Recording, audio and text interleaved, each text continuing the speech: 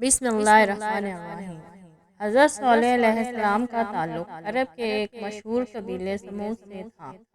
قوم سمود کا آغاز قوم عاد کی ان لوگوں سے ہوا جو حضرت ہود علیہ السلام پر ایمان لائے تھے اور جنہیں اللہ تعالیٰ نے آندھی کے عذاب سے بچا لیا تھا۔ قوم سمود کو عاد ثانی بھی کہتے ہیں۔ اللہ تعالیٰ نے اس قوم کو بہت سی صلاحیتیں عطا فرمائی تھیں۔ وہ پہاڑوں کو تراش کر شاندار محل بناتے تھے۔ اللہ تعالیٰ نے انہیں مویشی، بیٹے، باغات۔ قوم سمود نے بھی ان نعمتوں پر اللہ تعالیٰ کا شکر ادا کرنے اور اس کی عبادت کرنے کی بجائے کفر و شرک کا راستہ اختیار کیا اور اپنی طاقت پر تکبر کرنے لگے۔ اللہ تعالیٰ نے قوم سمود کو سیدھا راستہ دکھانے کے لیے حضرت صالح علیہ السلام کو رسول بنا کر بھیجا۔ آپ علیہ السلام نے لوگوں کو ایک اللہ کی عبادت کرنے اور اس کی نعمتوں کا شکر ادا کرنے کی نصیحت کی اور انہیں شرک کرنے اور بتوں کی پوجا کرنے سے منع فرمایا۔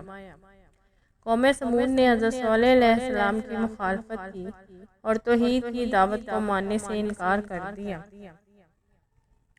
قوم سمود نے حضرت صالح علیہ السلام سے ایک عجیب و غریب مطالبہ کر دیا اور کہنے لگے کہ اگر تم اللہ تعالیٰ کے سچے رسول ہو تو کوئی نشانی لے کر آؤ۔ ان کا مطالبہ یہ تھا کہ ان کی آنکھوں کے سامنے پہاڑ سے ایک زندہ اونٹنی نکلے جو بچہ پیدا کرے، تب وہ حضرت صالح علیہ السلام کو اللہ تعالیٰ کا رسول مانیں گے۔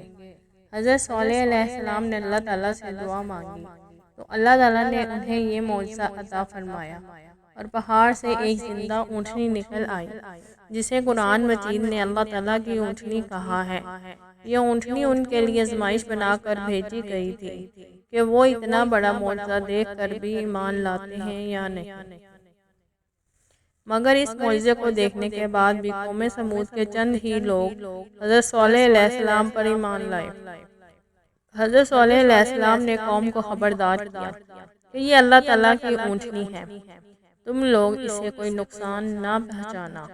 اگر تم نے اس اونٹنی کو کوئی نقصان پہنچایا تو تم پر اللہ تعالیٰ کا عذاب آ جائے گا۔ قوم سمود کے لیے پانی حاصل کرنے کی جگہ ایک کنواں تھا جہاں سے سب پانی پیتے تھے۔ حضرت صالح علیہ السلام نے قوم اور اللہ کی اونٹنی کے درمیان پانی پینے کے دن مقرر فرما دیے۔ آپ علیہ السلام نے فرمایا کہ ایک دن قوم اور ان کے جانور پانی پئیں گے اور ایک دن اللہ کی اونٹنی پانی پیے گی۔ قوم کے لوگ اللہ کی اونٹنی کو تو کچھ دن برداشت کرتے رہے، لیکن پھر ان کافروں نے آپس میں مشورہ کیا کہ اسے ہلاک کر دیا جائے۔